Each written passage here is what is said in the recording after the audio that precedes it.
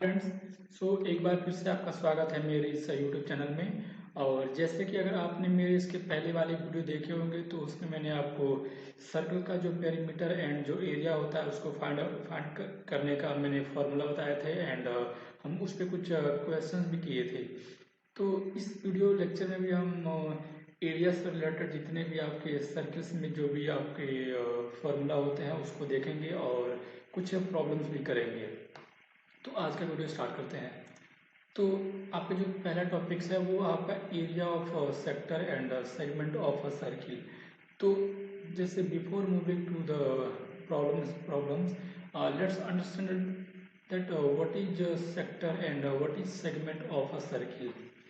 ठीक दोस्तों, तो जैसे कि आप मेरे स्क्रीन पे देख सकते हैं कि आपका ये एक सर्किल है जिसका सेंटर आपका ओ दे रखा है। और इसमें मैंने एक ये आप देख सकते हैं कि एक मैंने ट्रायंगल बनाया है जैसे कि ओ ए पी बी। ये आपका मैंने एक जैसे आप ट्रायंगुलर, ये आपका ट्रायंगुलर जैसे लग रहा है बट इसमें जो एक आपका जो साइड है वो कर्व है। तो हम इसको एग्जैक्ट ट्रायंगल नहीं बोलेंगे but it looks like a triangle. तो दोस्तों, तो जैसे ये सर्किल आपका है और इसका सेंटर ओ है। और इसका अगर आप इस पार्ट की बात करेंगे कि ओ ए पी बी देन ओ, तो ये जो आपका पोर्शन है ये आपका एक सेक्टर होता है सर्किल का। और जैसे कि आप देख सकते हैं कि ये जो आपका कलर्ड पोर्शन है और एक जो आपका वाइट पोर्शन है, तो इसमें से आपका जो वाइट पोर्शन है उसका साइज बड़ा है। तो इसलिए हम ये जो वाइट पोर्शन है इसको हम मेजर सेक्टर बोलते हैं और ये जो आपका कलर्ड पोर्शन है इसको हम माइनर सेक्टर बोलते हैं। तो ये आपका सेक्टर होता है एक सर्किल का। अगर आपको इस सेक्टर का अगर एरिया फाइंड आउट करना है, मीन्स ये जितना भी आपका जो कलर्ड पोर्शन है इसका एरिया, तो आप कैसे फाइंड आउट करेंगे। तो जैसे कि सपोज कीजिए कि ये आप देख सकते हैं कि ये जो आपका सेक्टर है ये एक सेंटर पे एक कुछ एंगल थीटा ये बना रहा है। जैसे ये मैंने थीटा लिख रखा है। ठीक दोस्तों, ये क्लियर आपको नहीं लग रहा है? ठीक है, तो ये आपका एंगल कोई थीटा जो कि ये दोनों साइड मिलके बना रहे हैं। ठीक, ये एक साइड आपका है ओ ए, दूसरा साइड आपका है ओ बी। तो इन दोनों साइड्स के बीच का जो एंगल है थीटा है। तो ये आपका जो कलर्ड पोर्शन है वो आपका एक माइनर सेक्टर को रिप्रेजेंट करता है और हमें इस माइनर सेक्टर्स के का जो एरिया है हमें उसको फाइंड आउट करना है। तो दोस्तों, अगर आपने इसके पहले वाले वीडियो देखे होंगे तो उसमें मैंने आपको बताया था कि एक सर्किल का जो एरिया होता है वो पाई आर स्क्वायर होता है, जहाँ पे जो आर होता है आपका उस सर्किल का रेडियस होता है।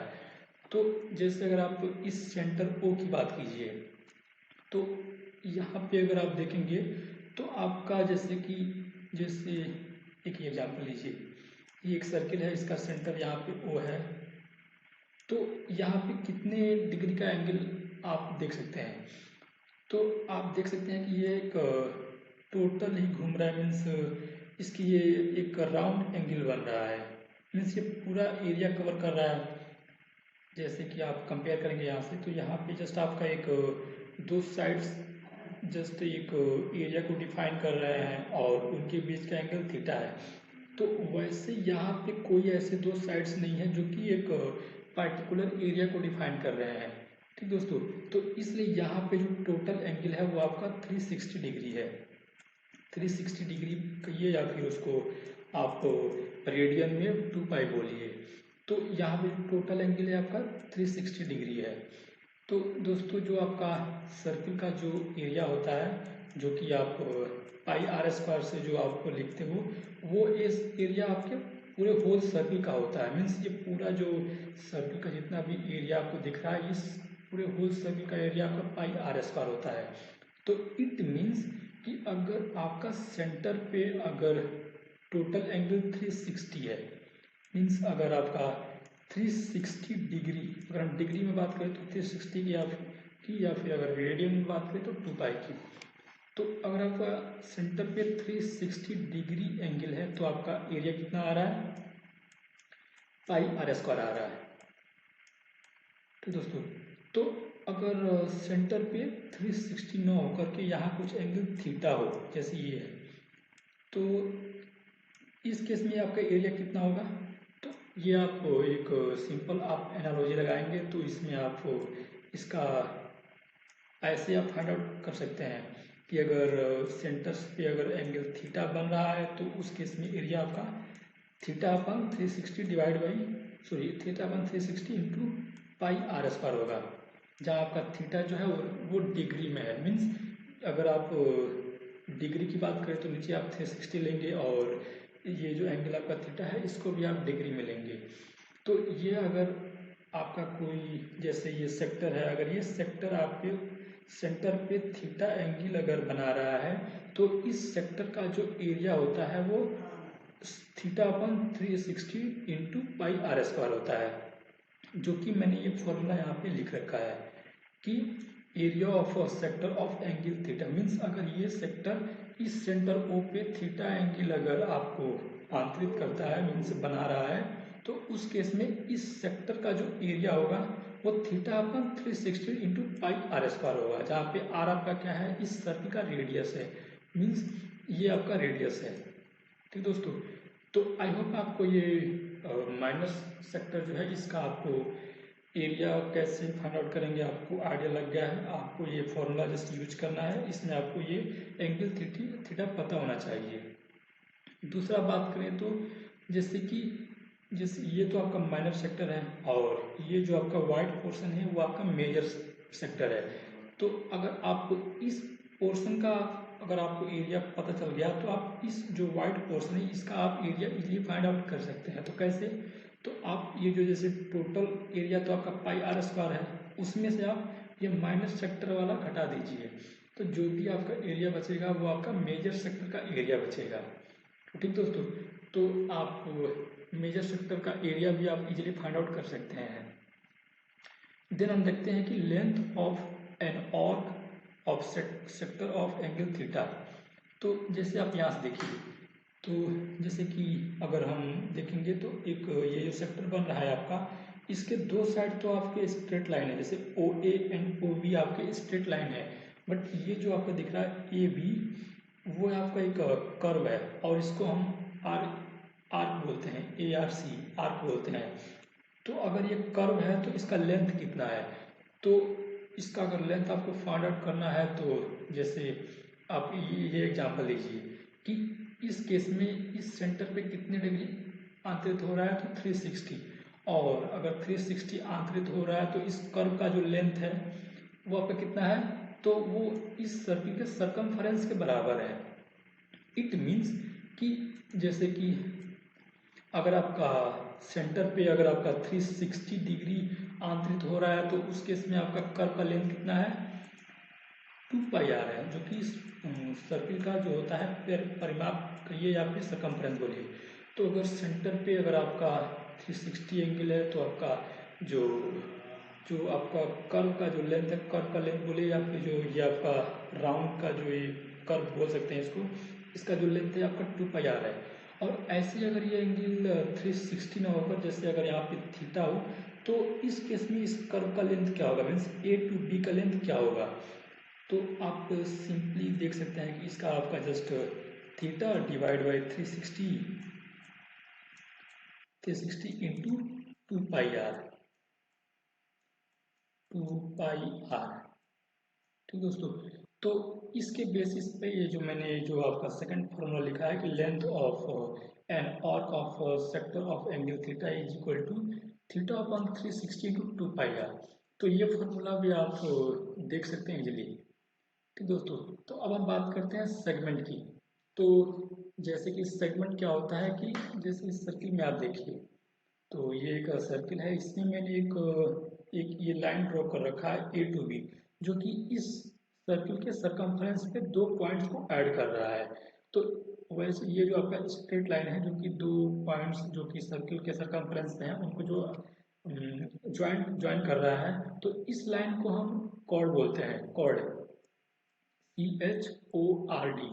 आप इसको हिंदी में भी इसका मुझे नाम याद नहीं आ रहा है, बट इंग्लिश में इसको कॉर्ड बोलते हैं। ये जो लाइन आपका है ए बी, इसको कॉर्ड बोलते हैं हिंदी में, सॉरी इंग्लिश में। तो ये जो आपका कॉर्ड है ये आपके सर्किल को दो पार्ट में डिवाइड कर रहा है। एक जो आप देख सकते हैं ये जो कलर्ड रीजन है, और एक आपका ये वाइट रीजन है। तो ये जो आपका कलर्ड रीजन है इसको हम माइनर सेगमेंट बोलते हैं, और ये जो आपका वाइट रीजन है जो एक बिगर पोर्शन को कवर कर रहा है इसको हम मेजर सेगमेंट बोलते हैं।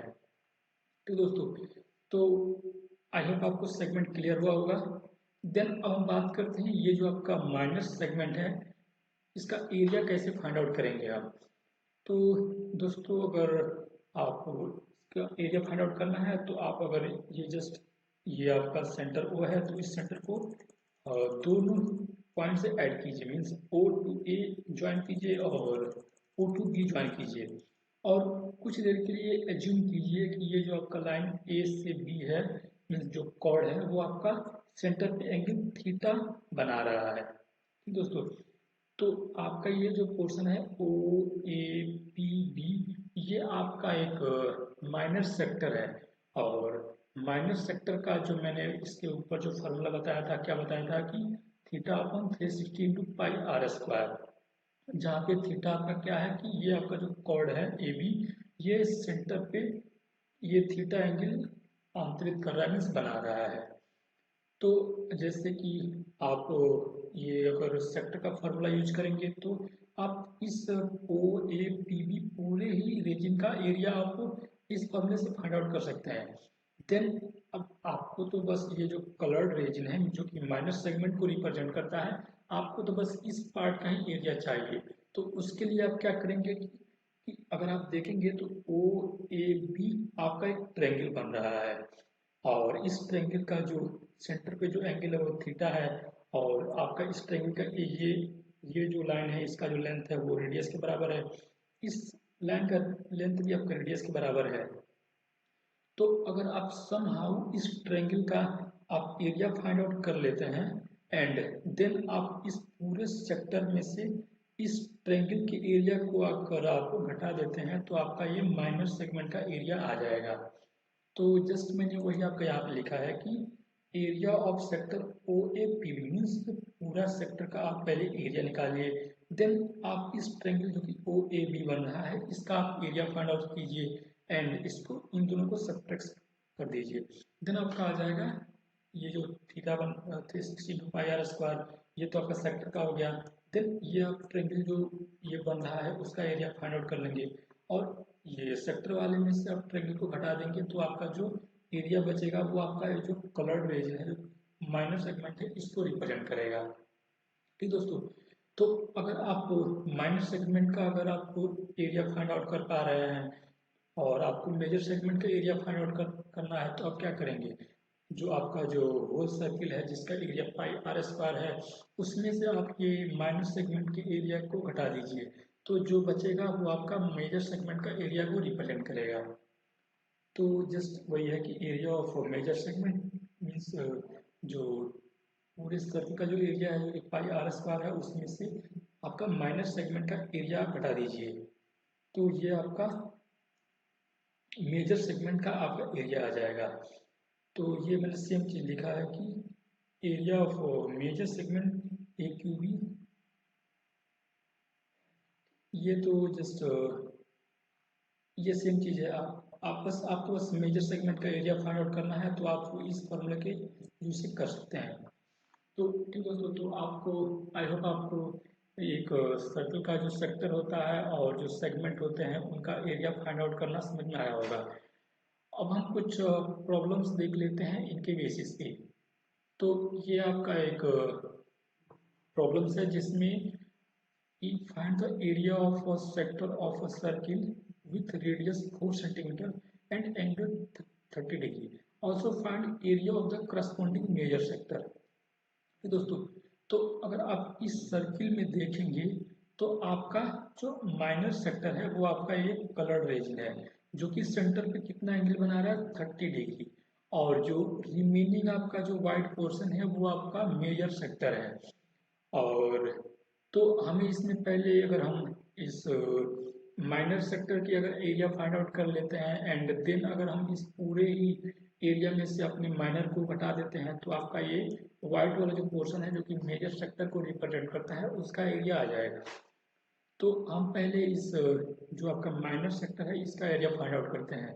तो जैसे मैंने अपने लास्ट पेज पे बताया था कि अगर ये एंगल थीटा बना रहा है सेंटर पे तो उसका एरिया कितना होगा, थीटा अपन 360 पाई r²। तो यहाँ पे हम देख सकते हैं कि ये जो आपका सेक्टर है ओ ए पी बी ओ, ये आपका सेंटर पे 30 डिग्री बना रहा है। तो इसके बेसिस पे आप लास्ट पेज वाला जो फॉर्मूला यूज करेंगे तो आपका जो इस सेक्टर का जो एरिया आ जाएगा वो थीटा अपन 360 पाई r² आएगा। अब इसमें चूंकि आपका रेडियस 4 सेंटीमीटर दे रखा है और थीटा की वैल्यू 30 दे रखा है, तो आप सबका वैल्यू पुट कीजिए। इसमें पाई का वैल्यू उसने 3.14 ले रखा है और आपका जो r² है मीन्स 4 × 4 और सेंटीमीटर। सेंटीमीटर क्यों, क्योंकि हम यहाँ पे रेडियस को सेंटीमीटर में ले रहे हैं और सेमी स्क्वायर का मतलब जैसे मैंने अपने लास्ट वीडियो में बताया था कि हम जो क्षेत्रफल होता है क्षेत्रफल का यूनिट हमेशा लेंथ का स्क्वायर होता है। लेंथ मीन्स अगर आप मीटर ले रहे हैं तो मीटर का स्क्वायर आएगा, अगर आप सेंटीमीटर ले रहे हैं तो सेंटीमीटर का स्क्वायर आएगा। ठीक दोस्तों, तो अगर आप इस कैलकुलेशन को कंप्लीट करेंगे तो आपको ये माइनर सेक्टर का आपको एरिया 4.19 सेंटीमीटर स्क्वायर आ जाएगा। ठीक दोस्तों, तो ये आप इस माइनर सेक्टर का एरिया फाइंड आउट कर लिए हैं। अगर आपको माइनर सेक्टर का एरिया पता है तो अगर आपको मेजर सेक्टर का फाइंड आउट करना है तो जस्ट आप जो सर्कल का जो पूरा रेडियस पूरा जो क्षेत्रफल होता है पाई r², उसमें से आप ये माइनर वाले को घटा दीजिए तो आपका करस्पॉन्डिंग मेजर सेक्टर का एरिया आ जाएगा, जो कि मैंने वही किया है कि pi r² minus area of sector O A P B means मैंने डिडक्ट कर दिया है। तो आपका देखेंगे कि ये कैलकुलेशन मैंने किया है और आपका जो मेजर सेक्टर है उसका आपका एरिया 46.1 सेंटीमीटर स्क्वायर आ गया है। ठीक दोस्तों, तो आई होप आपको ये इस क्वेश्चन का सोल्यूशन समझ में आया हो। और अगर आपको समझ में नहीं आता है तो आप प्लीज़ मेरे इस यूट्यूब वीडियो के कमेंट सेक्शन में बताइए, मैं आपके डाउट्स को क्लियर करने का पूरी कोशिश करूँगा। देन हम एक और प्रॉब्लम देखते हैं। तो इसमें जैसे कि प्रॉब्लम देख लेते हैं कि find the area of segment A Y B means ये जो कलर्ड पोर्शन है इसका हमें एरिया फाइंड आउट करना है। और ये जो आपका कलर्ड पोर्शन है वो एक माइनर सेगमेंट को रिप्रेजेंट कर रहा है और इसमें दिया क्या है कि radius of the circle is 21 centimetre and जो आपका जो एंगल ए ओ बी दे रखा है ए ओ बी वो 120 डिग्री दे रखा है और इसमें हमें पाई का वैल्यू 22/7 यूज करना है। तो दोस्तों, तो अगर जैसे कि मैंने जो आपका सेगमेंट का एरिया कैसे फाइंड आउट करते हैं उसको मैंने बताया था, तो अगर आप समझे होंगे तो आप प्लीज़ मेरे इस वीडियो को यहीं पे पॉज कीजिए और आप इस क्वेश्चन को खुद से करने का ट्राई कीजिए। देन आप मेरे सॉल्यूशन से आप मैच कीजिए, क्योंकि आप अगर खुद से ट्राई करेंगे तो डेफिनेटली आपको ये चीज़ें बहुत ही अच्छी से समझ में आएंगी और मे बी मीन्स आपको और अच्छे से मीन्स जल्दी ही समझ में आएंगी चीज़ें। तो आप अगर मैं कोई एग्जांपल करवाता हूँ तो आप पहले आप मेरे प्रॉब्लम स्टेटमेंट्स को देखिए एंड देन अपने वीडियो को पॉज कीजिए, पहले खुद से उस प्रॉब्लम को सॉल्व करने का कोशिश कीजिए एंड देन मेरा सोल्यूशन देखिए। तो इस प्रॉब्लम का हम सोल्यूशन देख लेते हैं। तो जैसे कि हमें क्या फाइंड आउट करना है कि find the area of segment A Y B. तो जैसे कि अब मैंने अपने लास्ट पेज बताया था कि इस सेगमेंट का एरिया फाइंड आउट करना है, तो सबसे पहले हमें ये जो आपका माइनर सेक्टर बन रहा है जो कि ए ओ बी वाई से जो ये माइनर सेक्टर बन रहा है इस सेक्टर का हमें एरिया फाइंड आउट करना है। ठीक दोस्तों, एंड देन हमें ये जो ट्रायंगल बन रहा है ए ओ बी, इस ट्रायंगल का एरिया उस माइनर सेक्टर में से घटा देना है।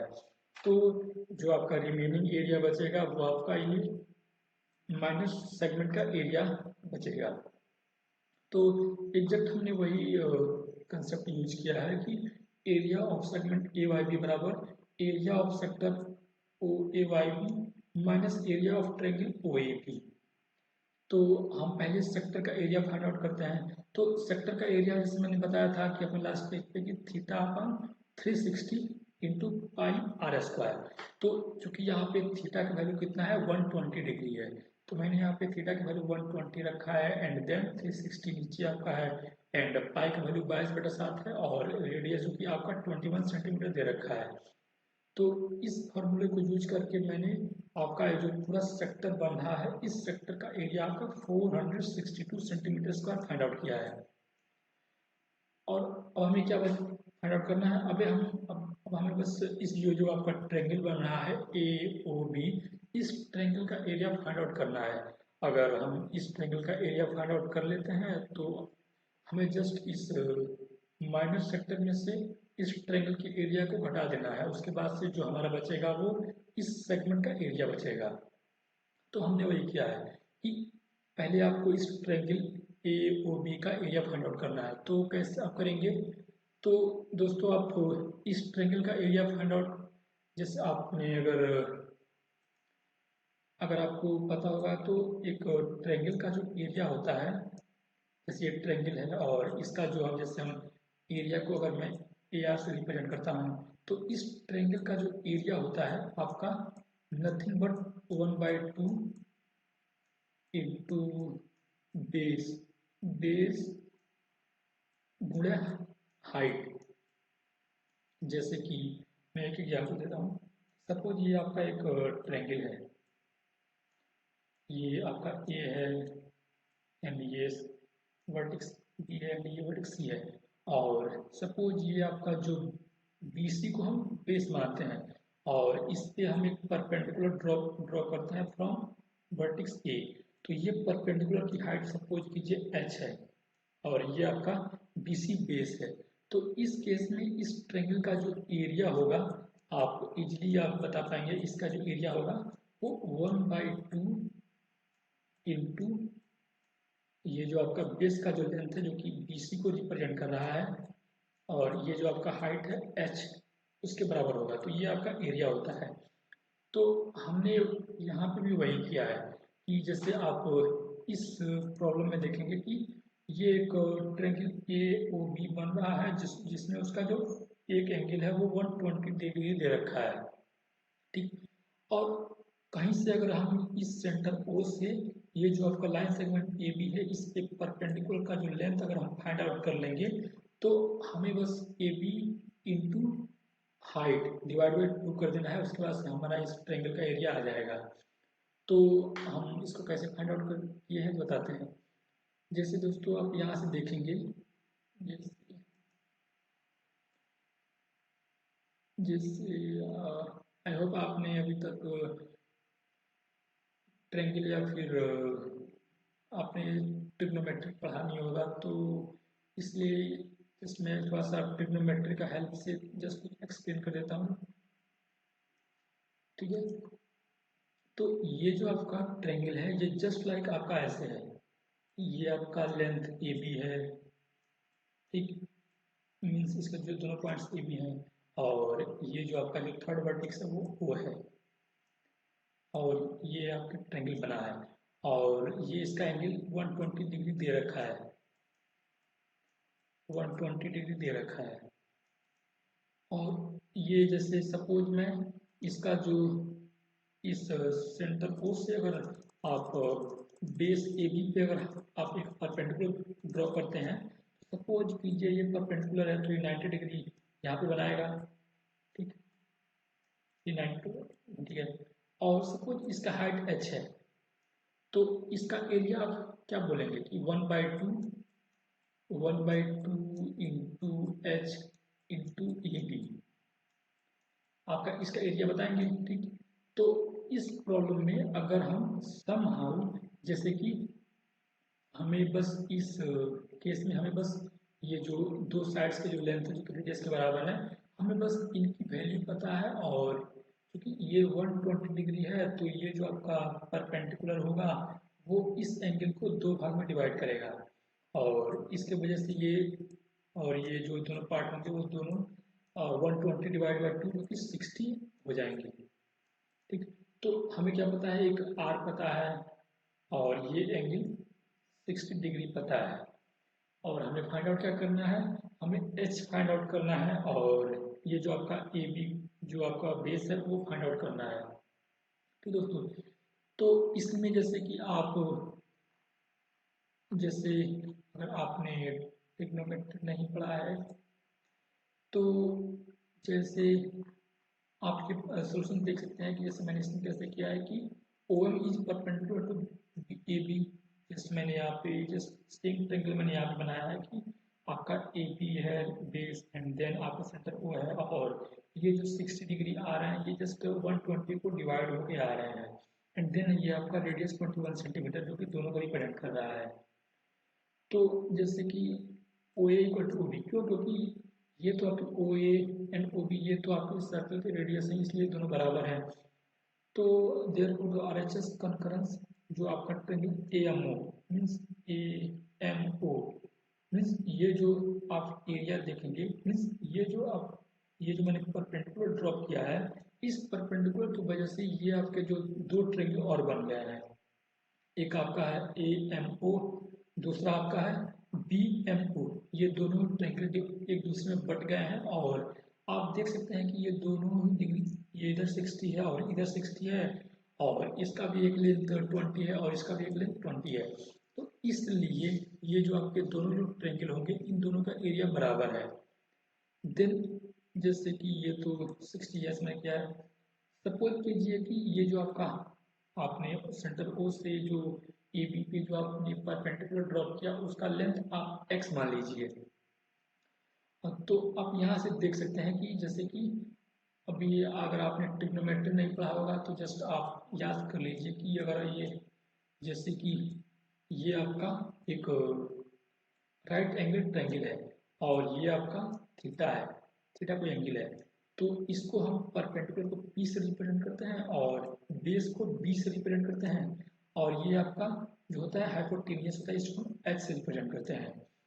तो जो कॉस थीटा की जो आपका वैल्यू आती है, कॉस थीटा एक, अब जस्ट अभी अगर आपने ट्रिग्नोमेट्री नहीं पढ़ा है तो आप जस्ट इसको आप याद कीजिए कि कॉस थीटा का जो वैल्यू होता है base means b divide by h होता है। इसलिए परपेंडिकुलर ट्रायंगल में cos थीटा का जो वैल्यू होता है वो बेस बी एंड जो हाइपोटेन्यूज एच होता है उन दोनों के रेशियो के बराबर होता है। तो अब अभी जस्ट आपको अगर आपने ट्रिग्नोमेट्री नहीं पढ़ा है तो जस्ट आप इसको एक कुछ देर के लिए मेमोराइज कर लीजिए। तो उसके बाद से हमने क्या किया है कि जैसे अगर आप यहाँ पे देखेंगे तो आपका एंगल थीटा है, ठीक, तो ये थीटा को इस थीटा से कंपेयर कीजिए तो आपका cos थीटा का वैल्यू कितना आएगा, x मीन्स जो आपने ये परपेंडिकुलर ले रखा था, एंड आपका हाइपोटेन्यूज कितना है 21 सेंटीमीटर है, तो इसलिए आपका cos थीटा का वैल्यू ये आ जाएगा। और चूंकि यहाँ पे जो थीटा का वैल्यू 60 दे रखा है और आपको cos थीटा का जो वैल्यू cos 60 का जो वैल्यू होता है ये एक स्टैंडर्ड टेबल्स होता है। अगर आपको अपने बुक्स में देखेंगे ट्रिग्नोमेट्री वाले चैप्टर में तो आपको मिलेगा कि अगर cos 60 का जो वैल्यू होता है आपका वो 1/2 होता है, ठीक। तो जस्ट मैंने यहाँ पे अब cos थीटा का वैल्यू 1/2 पुट कर दिया है, और आपका O1 का वैल्यू x था और OA का जो कि रेडियस था वो 21 दे रखा है, तो इसके थ्रू आपका x का वैल्यू 21/2 आ गया। मीन्स आपका जो ये आप सेंटर O से जो कि बेस AB पे जो आपने परपेंडिकुलर ड्रॉप किया उसका लेंथ आपका 21/2 आ गया है, और x जो कि O1 को रिप्रेजेंट कर रहा है तो मीन्स O1 का वैल्यू 21/2 सेंटीमीटर आ गया है, ठीक दोस्तों। फिर जैसे कि इस राइट एंगल ट्रायंगल में हम बात करें तो cos थीटा का वैल्यू तो b/h होता है, ऐसे ही sin थीटा का जो वैल्यू होता है, sin थीटा का वैल्यू वो sin थीटा का वैल्यू आपका p/h होता है, परपेंडिकुलर ओवर h मीन्स इस एंगल के जो सामने का जो साइड होता है और जो आपका हाइपोटेन्यूज होता है इन दोनों का रेशियो के बराबर होता है। तो अब यहाँ पे अगर आप थीटा की जगह पे आप 60 रखेंगे तो इसके सामने का जो साइड आपका है वो ये है AM, और आपका जो हाइपोटेन्यूज है वो 21 जो कि OA को रिप्रेजेंट कर रहा है। तो ये मैंने वही लिखा है, इस साइन 60 का जो है वो AM/OA और साइन 60 का जो वैल्यू होता है वो √3/2 होता है। इसका एक ये वैल्यू है, आप अपने बुक्स में भी देख सकते हैं। दिन मैंने, अब चूंकि आपको OA का वैल्यू 21 सेंटीमीटर पता है क्योंकि रेडियस है, तो आप यहाँ से AM का वैल्यू फाइंड आउट कर सकते हैं। अब आप देख सकते हैं कि इस ट्रायंगल में से कि अगर हम इस AM ओ ट्रायंगल की बात करें तो इसमें आपको हाइट पता है, बेस पता है, तो आप एरिया तो आप इजीली फाइंड आउट कर सकते हैं ट्रायंगल का एरिया। जैसे कि हम इस हाफ पार्ट वाले एंगल की बात, सॉरी हाफ पार्ट वाले ट्रायंगल की बात करें तो इसका एरिया को कितना आ जाएगा, हाफ AB जो कि बेस है, OM जो कि हाइट है, और इनका वैल्यू मैंने पुट कर दिया है और मैंने कैलकुलेट किया है। तो इस जो कि हाफ ट्रायंगल है इसका एरिया आपको आ गया है 441/4 इंटू √3 सेंटीमीटर स्क्वायर आपको आ जाएगा। देन अगर आप जैसे OAB, और दोस्तों ये OAB एक टोटल ट्रायंगल है और इसमें हमने हाइट फाइंड आउट कर लिया और बेस AB का वैल्यू रख दिया है। तो उन्होंने वही किया है कि बेस AB का जो वैल्यू आपका है वो 21√3 रखा है, एंड देन आपका ये इस ट्रायंगल का आपको एरिया फाइंड आउट कर लिया है। तो आप इस सर्किल में आपको इस ट्रायंगल AOB का एरिया फाइंड आउट कर लिया है और आपको इस माइनस सेक्टर का एंगल एरिया आपको पता है। तो आप इस सेक्टर में से आप इस ट्रायंगल को घटा दीजिए तो जो एरिया आपका बचेगा वो माइनस सेक्टर का एरिया बचेगा। तो यहाँ पे वही है कि ये आपका जो माइनस सेक्टर है उसका एरिया है और जो ये आपका ट्रायंगल बन रहा था उसका एरिया है, और दोनों को सब्ट्रैक्ट करेंगे तो आपको ये एरिया आ जाएगा। तो ये एरिया आपका माइनर सेगमेंट का एरिया रिप्रेजेंट कर रहा है। तो दोस्तों, तो आई होप आपको ये इस प्रॉब्लम का सोल्यूशन भी समझ में आया होगा। अगर नहीं आता है तो आप प्लीज़ मेरी वीडियो को एक बार फिर से देखिए, और स्टिल अगर आपको समझ में नहीं आता है तो आप प्लीज़ मेरे इस यूट्यूब वीडियो के कमेंट सेक्शन में आप अपने डाउट्स बताइए। दोस्तों, तो हम एक और प्रॉब्लम देख लेते हैं। तो ये एक एक्सरसाइज सेट का प्रॉब्लम है, और इस प्रॉब्लम को पहले हम एक बार देख लेते हैं कि प्रॉब्लम में एक्चुअल में मीन्स इस प्रॉब्लम है क्या। तो इस प्रॉब्लम में अगर देखेंगे तो ये आपका एक स्क्वायर दे रखा है, स्क्वायर कोई फील्ड है, और इसमें एक ये एक हॉर्स है जो कि इस स्क्वायर के इस कोने पे एक खूंटा में से कुछ गड़ा हुआ है, खूंटा कहिए, इस खूंटे से इसको एक डोरी से इस घोड़े को बांध दिया गया है। मीन्स यहाँ एक ये आपका रोप है, कोई रोप मतलब कोई रस्सी है, इस रस्सी के थ्रू आपको इस आप कह सकते हैं कुछ भी आप लगा हुआ है, इससे आपने इस हॉर्स को बांध दिया है। और ये जो आपका स्क्वायर है इसका साइड उन्होंने 15 सेंटीमीटर दिया है। क्योंकि ये आपका एक स्क्वायर है तो स्क्वायर के केस में जो आपका जो लेंथ होता है और जो ब्रेड्थ होता है ये दोनों में बराबर होते हैं। तो इसलिए मीन्स इसका लेंथ भी 15 है और आपका ब्रेड्थ भी 15 है। और उन्होंने ये बोला है कि यहाँ पे दो केस बन रहा है, एक फर्स्ट केस है, एक दूसरा सेकंड केस है। तो उन्होंने बोला है कि फर्स्ट केस में ये जो आपका जो रोप है, मीन्स ये जो रस्सी है जिसके थ्रू आपका जो हॉर्स है वो इस खुट्टे से बांधा गया है, उसका जो लेंथ है वो 5 सेंटीमीटर 5 मीटर है। तो ये आपका जो फील्ड का वो 15.5 मीटर है, और पहला केस में उन्होंने ये जो रस्सी है इसका हाइट लेंथ उन्होंने 5 मीटर लिया है। तो अब वो बोले हैं कि ये घोड़ा इस फील्ड का मैक्सिमम कितना एरिया ग्रेज कर पाएगा, मीन्स जो भी घास में आप लगे होंगे कितना खा पाएगा। तो दोस्तों, इस प्रॉब्लम को मैंने फिर से यहाँ पे लिखा है कि ये आपका स्क्वायर फील्ड है जिसका लेंथ 15 मीटर है और ब्रेड्थ 15 मीटर है, और ये आपका घोड़ा है जो कि एक रस्सी से बना है जिसका रेडियस r है। तो फर्स्ट केस में आपका जो रस्सी का जो लेंथ है वो 5 मीटर है, मीन्स रेडियस की वैल्यू 5 है। तो अब आपको ये पता करना है कि ये घोड़ा इस फील्ड का मैक्सिमम कितना एरिया मीन्स खा पाएगा। तो कुछ देर के लिए अगर आप इस रस्सी को एक आप रेडियस एज्यूम कीजिए और एक सर्किल बनाइए, तो ये आपका जो रेड कलर से दिख रहा है ये आपका सर्किल बनेगा, और इस सर्किल का जो पार्ट जो कि स्क्वायर से ओवरलैप हो रहा है वो आपका ये पार्ट है। तो दोस्तों, आप देख सकते हैं और ये पार्ट जो है आपका, ये जो आपका रेडियस आर का जो सर्किल बन रहा था उसका कितना कवर कर रहा है, तो उसका 1/4 सेक्शन है। मीन्स ये जो केवल यही सेक्शन है, मीन्स ये जो सेक्शन बन का आपका यही है, तो ये कितना होगा, 1/4 होगा आपका। ठीक, तो जैसे कि हाँ, तो एरिया आपका 1/4 मैंने क्यों लिखा है, क्योंकि आप ये पूरा सर्किल बनाएंगे तो जो इस सर्किल का पार्ट जो कि फील्ड से ओवरलैप हो रहा है वो आपका 1/4 इंटू पाई आर स्क्वायर, जो कि मैंने यहाँ पे लिखा है पाई आर स्क्वायर, और आर का वैल्यू आपको कितना है, 5 मीटर है। तो आप आर की वैल्यू 5 मीटर रखिए और आपको ये एरिया आपको आ जाएगा, जो कि मैंने मीटर स्क्वायर में लिख रखा है क्योंकि ये एरिया को रिप्रेजेंट करता है। तो दोस्तों अब उन्होंने क्या बोला है सेकंड केस में, सेकंड केस में वो बोल रहे हैं कि ये जो रस्सी का जो लेंथ जो कि पहले 5 मीटर था, अभी उन्होंने इस रस्सी का लेंथ बढ़ा के 10 मीटर कर दिया है। तो अब वो पूछ रहे हैं कि ये जैसे पहले फर्स्ट केस में अगर वो इतना एरिया खा पा रहा था, तो अगर जो रस्सी का जो लेंथ है वो उन्होंने 10 मीटर कर दिया, तो और एक्स्ट्रा कितना एरिया खा पाएगा। तो अगर आप और एक्स्ट्रा एरिया की बात करेंगे तो ये भी आपका सेम है, इसमें बस अ, जो रस्सी है उसका हाइट बढ़ गया है, इसको भी आपको एक सर्किल से रिप्रेजेंट कर देंगे। और इसको जैसे कि देखेंगे तो कितना एरिया जो आपका फील्ड पे मैच कर रहा है वो भी 1/4 ऑफ पाई आर स्क्वायर होगा, जहाँ पे कैपिटल आर मीन्स जो कि 10 मीटर को रिप्रेजेंट कर रहा है। और जैसे कि इस सेकेंड प्रॉब्लम में उन्होंने पूछा है कि कितना एक्स्ट्रा पूछा है। एक्स्ट्रा मीन्स पहले तो जैसे उसका 5 मीटर लेंथ और रस्सी का लेंथ 5 मीटर था, तो कुछ तो खा रहा था। देन उन्होंने क्या किया, रस्सी का लेंथ उन्होंने 10 मीटर कर दिया, तो और एक्स्ट्रा कितना खा पाएगा। जैसे कि अगर इस यहीं पे आपको जैसे यहाँ पे बनाइए कि पहले कुछ ऐसे था, पहले ये आपका